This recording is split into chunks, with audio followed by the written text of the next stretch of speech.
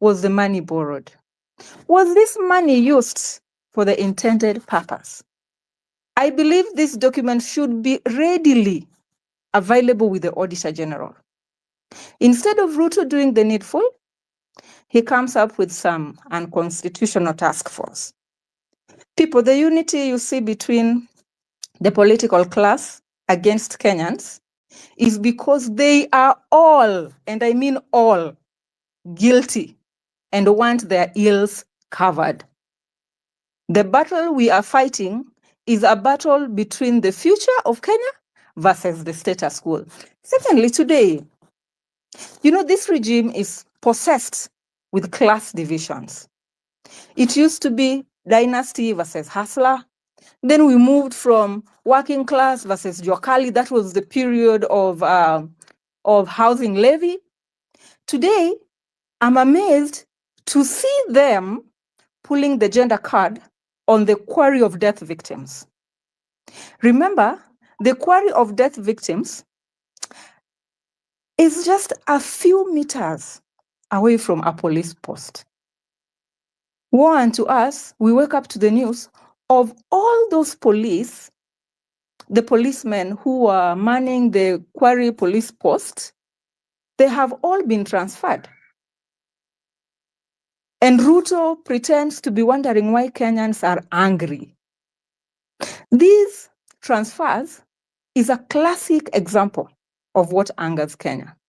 All those policemen should be prosecuted. And Ruto needs to know, or somebody needs to remind him, that Kenya already moved from police force to police service. These people must offer their services to Kenyans. Once they fail on their services, let them go home like every other company. And therefore, back to the main topic. Where then is our next pressure point?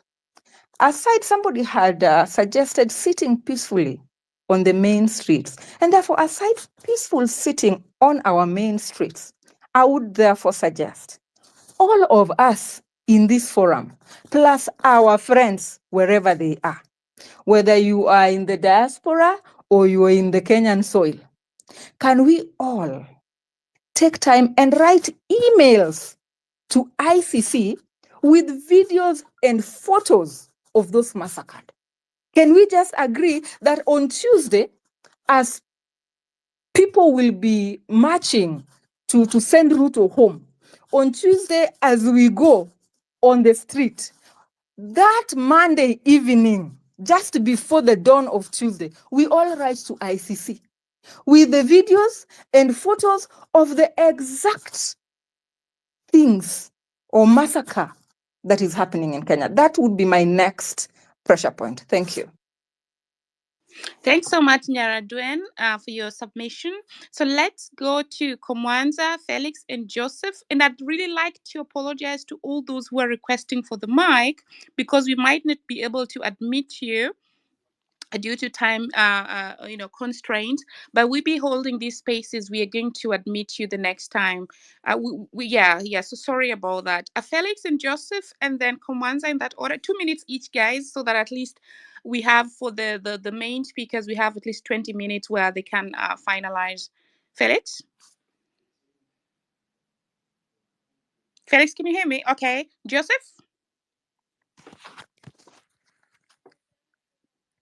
Yeah, take a go, Felix. I see you. I've muted your mic.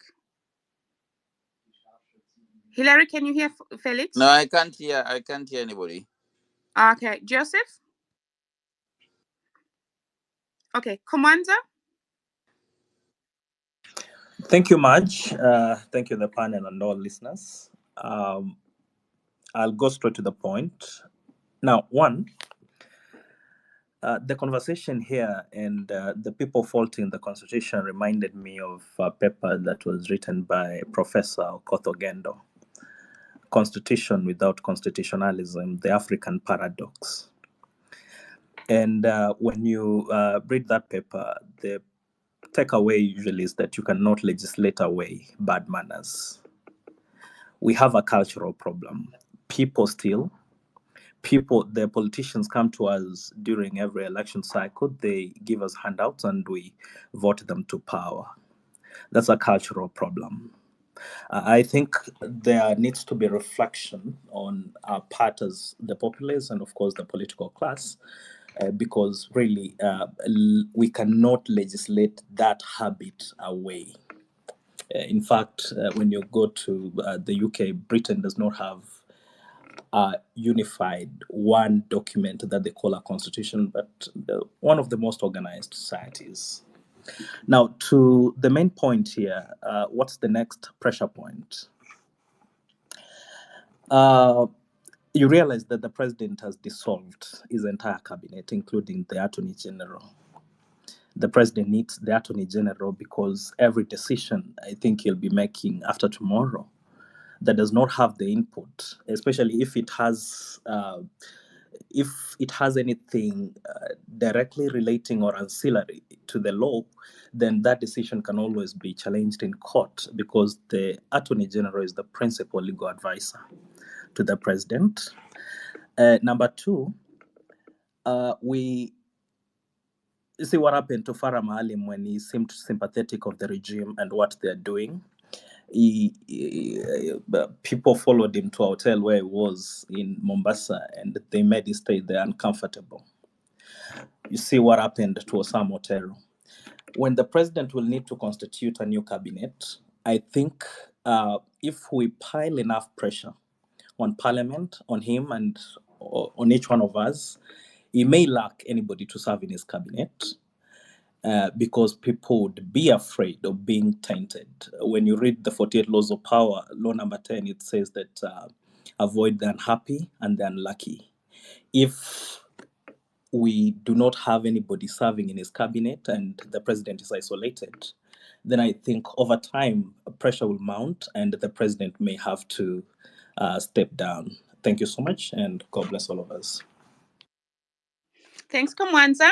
Ambassador Ambrose, please go. 2 minutes. Thank And you. then Bazuri, and then that's it. Yeah. Thank you so much. Can you hear me? Am I audible? Yes. Okay, thank you so much. This is Ambassador Ambrose Lasoi, BWD President Kenya. I would like only to echo what our predecessors have talked about. Thank you, Dr. Miguna Miguna, for highlighting on the constitutional strategy and our own 2010 constitution. To say the truth, the constitution of Kenya does not have a problem. And when I see people like Raila Odinga is trying to join the government, he's trying to cover up about all the sins they have made. Raila Odinga, we know a lot of the scandals that align Raila Odinga with the current regime and all other the political big men in this country. But now let me just speak about something here about persons living with disabilities. As their leader, I'm not happy because the constitution of Kenya have a lot of privileges to people living with disabilities. That the problem is implementation. And the other thing about this constitution is that this constitution have some departments. It's giving out a room for some departments which is not even in line with other ministries here. So when we are speaking about these departments, this constitution have given us a right. But so I'm finalizing is that we need to stand up and have a topic on how are we going to make this constitution effective to bring out the equity and equality in a dignified way. That is what I can say today. Maybe the other time we can get chance, we speak a lot about this issue. But for now, the pressure we need to have is to have a talk on how are we going to implement this constitution, and we remove some section. And Radul, you will allow me for some seconds. That is that we need to remove some powers, some institutions, especially in Senate, in National Assembly. We need to remove Senate completely. We remain with National Assembly. We need to remain the position of women rep and allow women to fight like other people. So thank you so much. I think when I get another chance, I will just deliberate on other Yes. issues. Thank you so much. Yes, actually, I would like us to have a totally different session, and I'd like to just explain that the first time I met Ambassador on a space, it was when the finance bill wasn't yet rejected, and he is one of the people living with disabilities in Kenya, and he explained how it impacted them, how they were lied to and were taken to some place to go and do, like, a rubber stamping of is it called public participation, but they were not even given the time to speak, and they were really affected, and he was on the space also trying to tell people how much the gadgets that he uses would cost.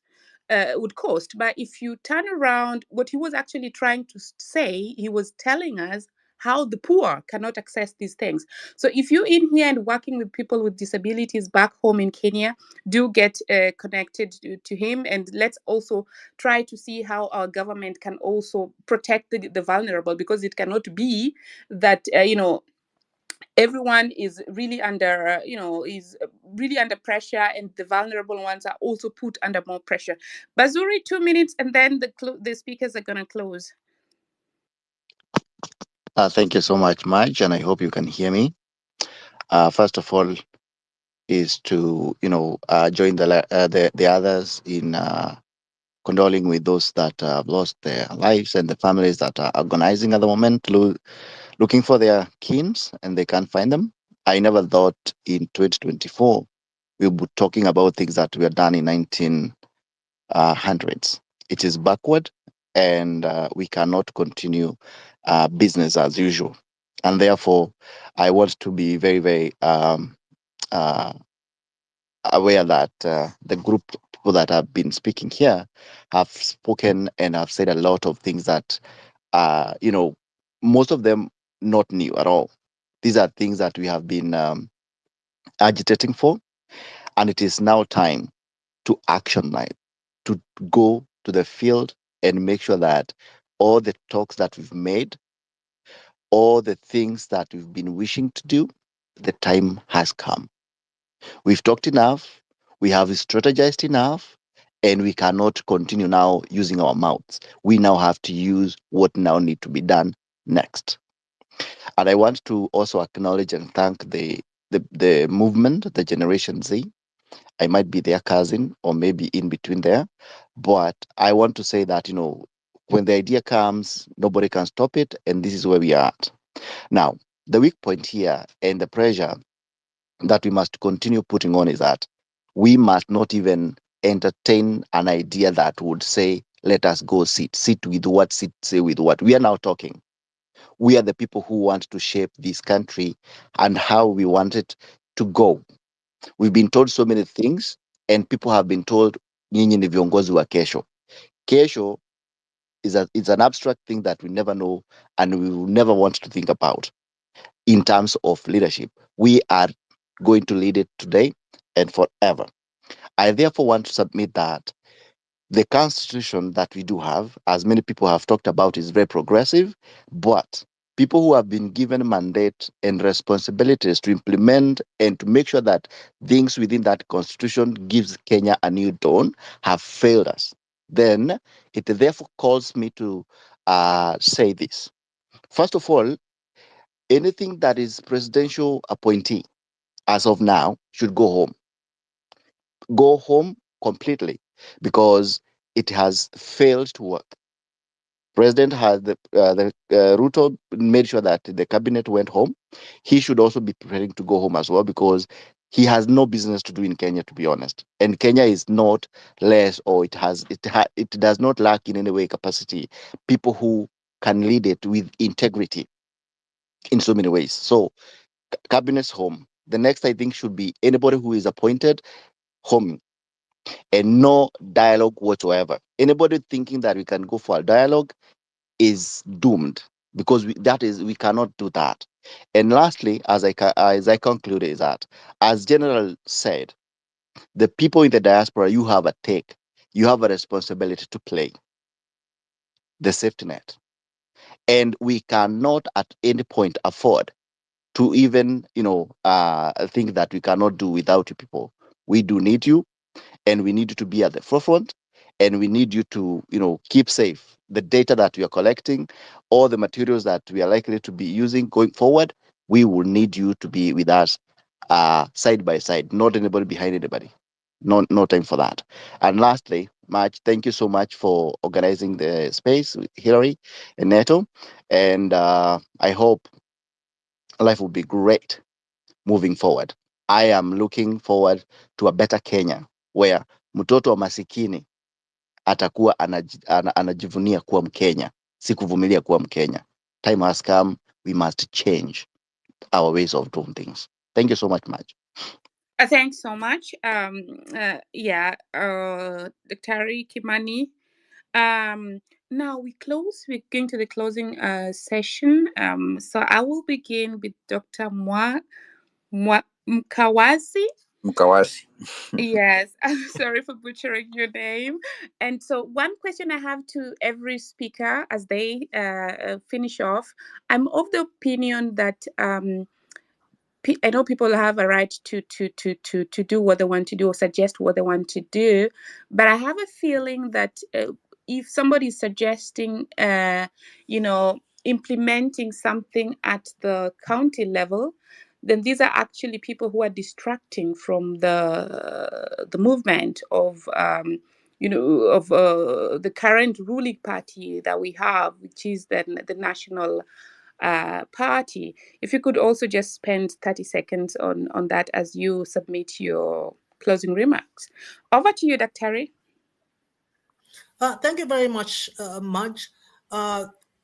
This is where strategy becomes really important, because one doesn't need to negate the other.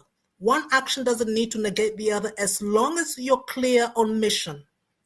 So if there are people on the ground in a county somewhere and they have the wherewithal to implement what needs to be implemented towards the same mission we all want, then that is where we need to figure out how we're strategizing so that at some point all the tributaries meet.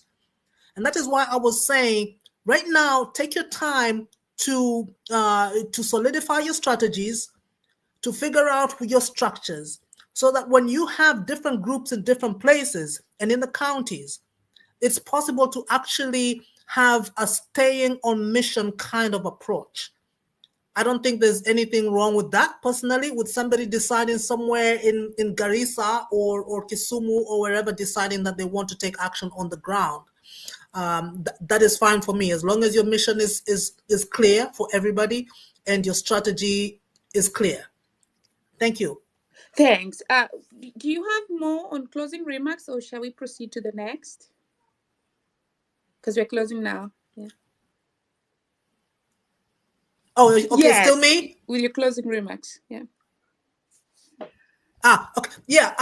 On the pressure points that you need to concentrate on right now, I feel is having a strategy.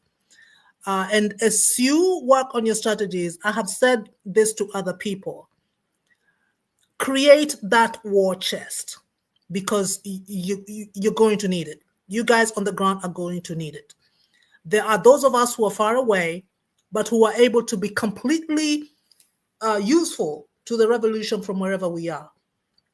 If we look at how governments have been, how systems have been toppled and changed to better systems, all the way from the days of Hitler, these guys were able to do the work they did and to topple the strongest dictators, the strongest of militaries, by having a strong and powerful underground with hundreds of technocrats and professionals who were scattered, who could not be on the ground, who could not have boots on the ground, but could feed the underground with the resources they have and with the spaces they have, because it's going to get tough. Power will fight back, power will bite back. And it's not even started. We know the dirty things that have already happened. We know the lives that have been lost that we are not even being told about yet, but it's going to get dirtier. So that is why I'm saying we need to have this war chest of resources and spaces that you're going to be ready with. So keep reaching out. Let's stay together. Kenya is our country. We love it. Thank Over you to so you. much. Thank you so much, Dr. Harry, for being with us and for your submission there. We go next to Dr. Muluka. Kindly submit your closing remarks and chime in 30 seconds on what you think about the strategy of, putting the pressure point both on the county and national government. Over to you. Thank you very much, Maj, and thank you everybody who has contributed, been very constructive and informative. I think I still restate the need to be very careful about change of guard and systemic change. I buy in completely when we say that we need to understand and to define their enemy, and that there is need to understand very clearly how to characterize the entity we call the enemy. But I still see that there is need to understand that there is a system, and that until and unless the system is overthrown, we are not able to talk about a revolution.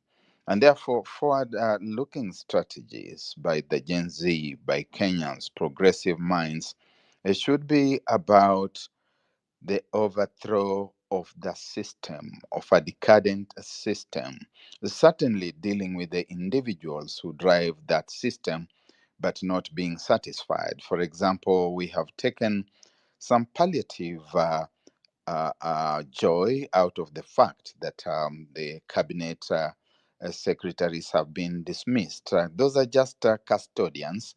If you bring other people within that system, the system remaining intact, they are likely to be as decadent as those who have been there before them, perhaps even worse. And that goes all the way to the counties. Also, the self-same vein, there is the formal government and there is the informal government. The informal government, the informal cabinet, percolates around the center of power. People who have got no known mandate, no known authority, but they festoon the center of power and they decide what happens. Have we addressed the question of the firing of those kinds of persons and individuals who sometimes are tougher than the person we presume to be the toughie? Very finally, therefore, on account of time, I think we have listened and had very useful contributions, but in my view, they remain long on description of the characters that govern, of the state that they govern, and not very much about what should be done. In subsequent conversations of this kind, I think we want to engage more on bullet points of what to do, PowerPoints. This is what we should do. This is what should be done. Having appreciated the nature, the character, and the description of the state and of its custodians. Thank you very much. Thank you so much. Over to Neto and then Generali. Thank you very much, Maj. It was nice co-hosting. And though we had a couple of challenges, I would like to thank all the speakers and everyone else who was present on this particular space. And thanks to you, Maj and Hilary, for hosting. I think we have our foot on the door in terms of pushing this regime out of power. And we must ensure that we have all the civil structures turned back on the aggressor. I listened carefully, and I think one of the things people are proposing is we must have this revolution remain non-violent within the meaning of Article 37. The second thing that people are saying is that, the Kenyan Constitution has no issues. We just need to get in place constitutionalism and the rule of law to help us deal with the corruption, to help us deal with the lack of discipline that gets into office. The third thing that I had to say, of course, is a need and which is merge the strategy in terms of taking people to the counties is to stretch the armed forces thin. Whenever whenever you want to do a proper revolution, half the time, of course, the revolution starts in the villages. So when you stretch it thin, the armed forces does not have a chance to rearrange themselves. But like we agreed, let's focus in the city center of Nairobi, where there's seats of power, but you also spread the street thin, and the counties is really an avenue that helps us also arrange people, because then you galvanize the state, you'll galvanize nationally across the counties, because there's theft there, there's corruption there, and those are all rule of law issues cutting across. The fourth thing, and which is what I liked, is we can actually pile pressure on the presidency when it comes to appointing his next cabinet, to the extent that he has no one to appoint. Therefore, he then doesn't have a government to deal with. The other thing that I heard is there's a need to do a public, an independent audit, an independent inquiry on the public debt, because that is part of the problem. The reason why the ruling class can find a simple reason to converge is because they've been part of the problem, they've stolen. So an audit on the public debt, which is independent, will also help us expose and show who then we really need to go for, and to that extent. The other thing I heard is, the need for sit-ins in major establishments. Let's focus how we can put and pile pressure, by having proper sit-ins, getting more major establishments, and delivery of government systems to really come to hold. I think we've agreed that we also need to push for senior members of government and no dialogue. Senior members of government to go home, and there's no dialogue, and no one else should push us into things, because time for action is now, and we must deliver a better Kenya. Just to finish, someone has asked a question which I think I need to respond to on the chat, is that it is good to contextualize that it is possible to dissolve parliament, but dissolution of parliament is only possible in one instance in Kenya, on the meaning of Article 2617 of the Constitution, where the current parliament does not deliver on its law. So when you're talking about dissolution of parliament, it's only possible because already there's right now a judgment that makes this parliament unconstitutional, and then therefore it is actually possible to dissolve it. You don't even need anything else. You just need to push pressure in terms of a decree to ensure that this particular parliament is dissolved. So that's another pressure point that we can add. However, if we pushed parliament to be dissolved, it is then possible, very easy, to make sure that the Kenya Kwanza regime goes home together with the parliament in a way that gives the chance to reboot back to constitutionalism, get back constitution of Kenya, because both the president and the parliament will have gone home, and then we can start the process of rebuilding a new Kenya. Thank you so much, and thanks everyone else for participating. I'm grateful. Thanks. Thanks, Neto, for doubling up as a speaker and a co-host. It was a wonderful co-hosting with you. And now we go to Generali. Your closing remarks, please. Thank you, Maj. Thank you, Maj. I agree with almost, I think, everything that my co-speakers or my fellow speakers have contributed. Very insightful, and of course, the contributions from the floor. My closing remarks will consist of a few statements, basically based on some of the statements that I have had. There was a contributor called Lady Justice who asked the question regarding the foreign interests and how we are going to deal with them. And this is an important question.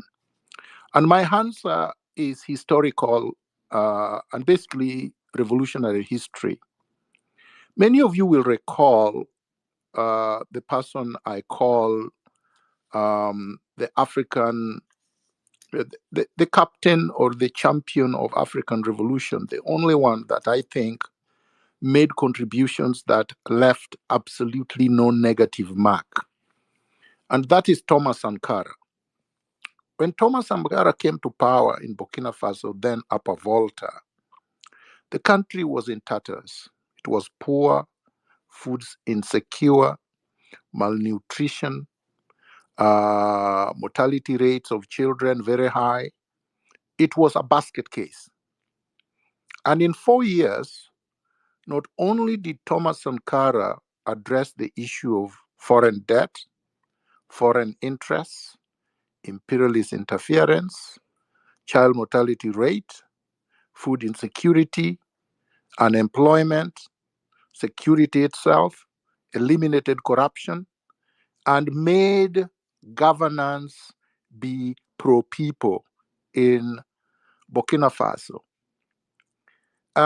He did that in 4 years, and he was in his 30s. There was no magic to it. The Western so-called interests could not stop him. They eventually conspired and had him killed, but he had already delivered, essentially showing you that it's not difficult. In fact, it is not difficult at all to address this issue of debt. We've been discussing this issue for the last 2 weeks. And the first thing that I have had almost a concurrence on universally is that we should not pay odious debt. All debt that was taken illegally cannot be owed, because the only contract that binds a country is a legal contract. An illegal contract cannot bind a country. So these people arguing that we must pay all this odious debt is just a scheme to steal from the people.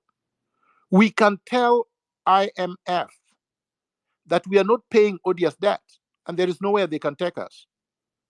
We can reclaim and repatriate all the money that was taken as debt but were kept in Washington, D.C., in New York and London, and we can pay the legitimately acquired debt.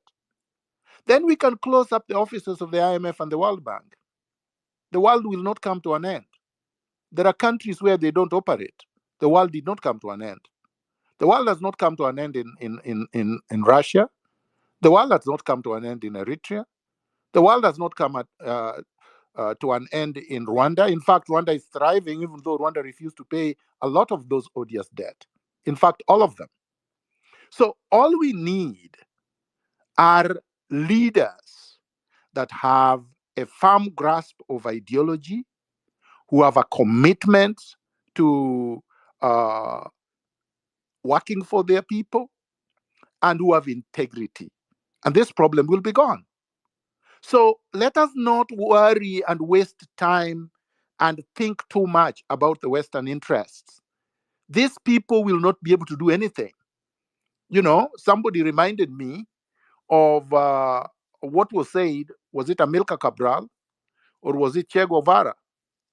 Who said, actually, no, it was Thomas Sankara, who told them, look, if I pay your debt, my people will die. But you will not die if your debt is not paid. So there's nowhere they can take you. Anyway, going to the second issue. The second issue regarding writing to the ICC, which I think NATO may have missed inadvertently. This is a brilliant idea, and I think that those who are able to put in a letter to the ICC with the videos and pictures, clear images of the dead bodies, the chopped bodies, the tortured bodies, the bodies floating, should do so any day, including Monday before July the 16th. The third point is the point that Barack Muluka made. I think part of the issue is Dr. Muluka was not here the previous occasions when we've been holding this space. We have actually discussed that issue. We've discussed the nuts and bolts of transforming this system. And I actually even presented a 2-page document, which many did not comment on, but it is still there. And many people came up with ideas, and we should still come up with ideas. The issue is that these spaces are political rallies. They are not strategy sessions. More than about 700,000 people listened live to our first space, and millions of people later on tuned in. So it's a political rally. You can't do strategy in a political rally. We're only hitting the red button issues. Strategy has to be done by specific individuals with ability to do strategy, and then they can present their papers. and that should be ongoing. But I agree, we cannot have the entire system overhauled if we don't think of strategy. Tactics is what we are using to execute this this revolution. But then there will be a strategy of overhauling the system, which would have to be in depth, would have to be carefully reflected and thought about, and has to be grounded on theory and historical knowledge. The other point, which tail doves into what I've already said, is that when all of this is done, when we are finished with the revolution and the overhauling of the system, the constitutional transformation will happen as a matter of course. And then we'll come to the issue that a person raised, questioning the cultural problem in Kenya. Kenya does not have a cultural problem. Africa does not have a cultural problem.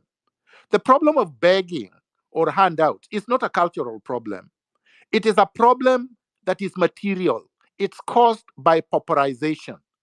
Pauperization that is intended, was aimed, planned, and executed by the elites currently presiding over the state. They did that deliberately. The destruction of the educational system, the massacre of industries, the destruction of entrepreneurship, the elevation of tribalism, cronism, and nepotism as the basis for getting employment rather than education and experience and expertise and creativity and innovation was deliberate. So that you can put a group of people that don't care about the population, they are few, they are well fed, they are very rich, they own everything, everybody else then serves them. Everybody else becomes desperate. They become serfs or servants. That was deliberate. And this is what we have to change. This is what we have to transform. The moment we transform that, there will be no begging. When I grew up, even when we grew up very poor, we were not begging. We were not asking anybody for handouts. I know that the Gen Zs do not know this because they were not alive then, but that was the situation. And that system was still under a capitalistic, exploitative system, but it was better than this. We can make it much better than that system. Finally, I want to say that we have to demystify and deconstruct William Ruto's propaganda and the regime's propaganda and those who are fortifying the regime. They have been dangling this threat that, oh, if William Ruto were to resign and his government will have chaos. But what we have right now is chaos. I mean, can you imagine having a country where so-called security agencies wear hoods, put masks, cover their faces, are coming in overalls and abducting people in civilian vehicles whose number plates have been removed and or fake number plates. And their commander is a 3-grade Farouk Kibet at State House. I mean, that's not a country. That is what chaos looks like. They're telling us that we want chaos, that we want anarchy, yet they're presiding over exactly what they're saying we want. Anarchy.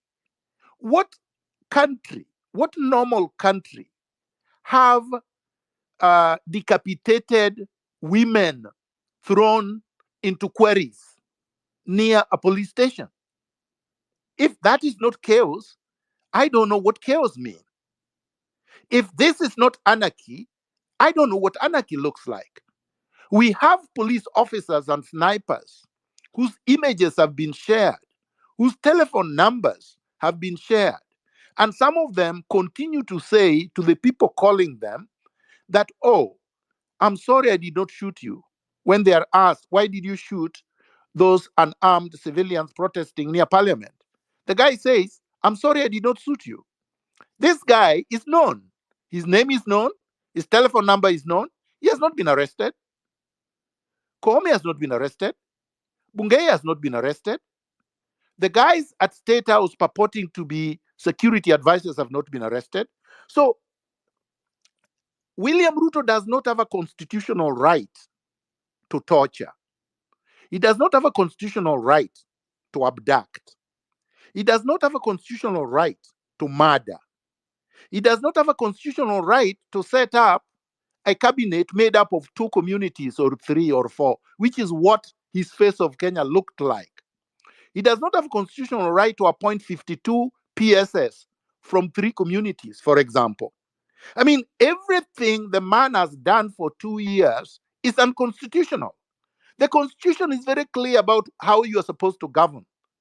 The Constitution does not say that when you quote unquote win an election and assume power and you have problems delivering, then you come and pretend that you are forming a GNU, a government of national unity, so that you can pacify the country and make people forget about all these atrocities you have committed.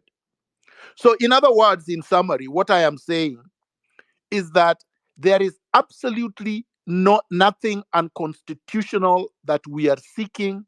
There is nothing chaotic that we are seeking.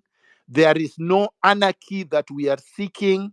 That we are sitting pretty on Article 1 and 2 of the Constitution. And as people, contributors have already said, there are many, many other constitutional provisions within the Constitution that supports our activities. And therefore, we should, I think the end remark is this: we should do whatever we can. We should reach everybody that we can by phone, by WhatsApp, by text, by whatever means, so that we have a huge turnout on July the 16th, so that we can push this man out and have a good transition into a system that will lead us to an overhaul of the entire rotten political and economic infrastructure. I thank everybody. I thank all the contributors, all the speakers, and all the co-hosts of this space. And I wish you all a pleasant evening, a pleasant night, and a good revolutionary 2 days coming. Thank you. Thank you so much, Daktari. I will not take a lot of time, just conclude by saying 3 things. Daktari, in the very first space that we had, it was not 7.1 people listening, but 60,000. It was a full stadium. I just wanted to put that out there. It was really, really like, I think the first time we even held a space with a full stadium listening. Secondly, I would just like to encourage everyone. Oh, I thought I said 700,000. No, later. Maybe I misspoke. No, Yeah. when we were live on, there were actually Right. 60,000, and then later, okay. there were over 700, almost a million. Oh, Yeah. all right. Yeah. It was really much more. Yeah. And then now, I would like to encourage everyone who's on this space not to really underestimate the mental health weight that this is going to have on many people. I could as well detect on some speakers was on the ground, like people are just really tired. So please, if you're able to take 15 to 30 minutes of walk daily, so that at least you can be able to focus again. Let's also not give up. Let's try to avoid misinformation. It's really, really, there are a lot of information going out there.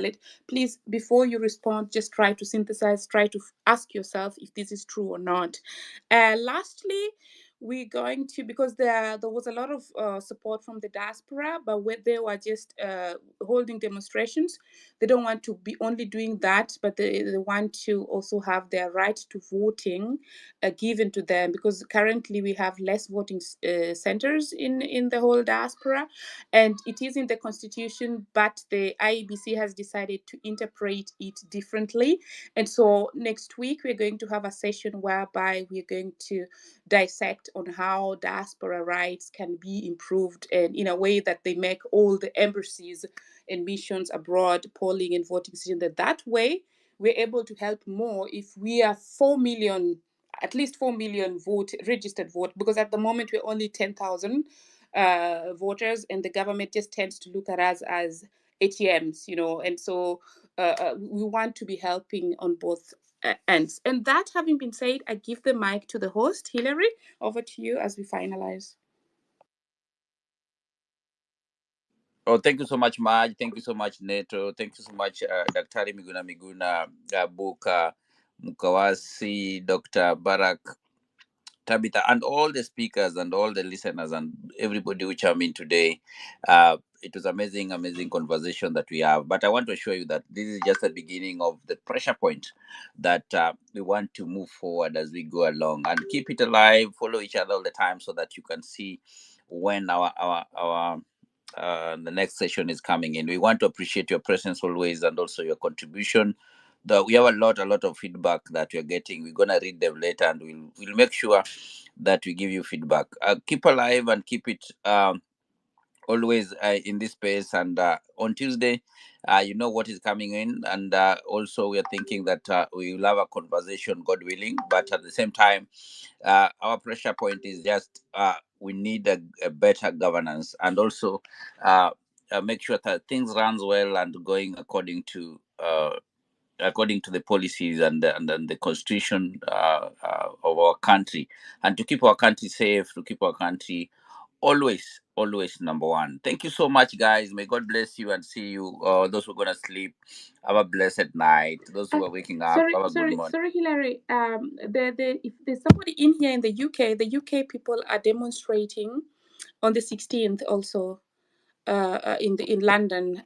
So if you're in the UK here and you haven't seen that, you have that information. Back to you, Hilary. Thank you so much, Maj.